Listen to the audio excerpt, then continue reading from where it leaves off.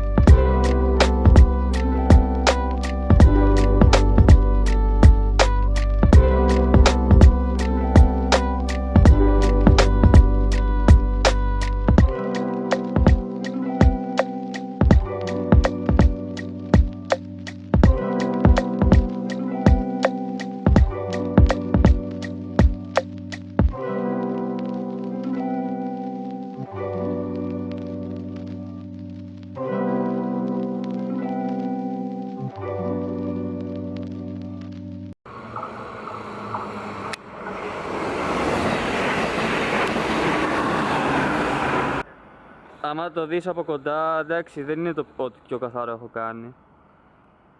Αλλά σου λέω δεν φαίνεται ρε φίλε.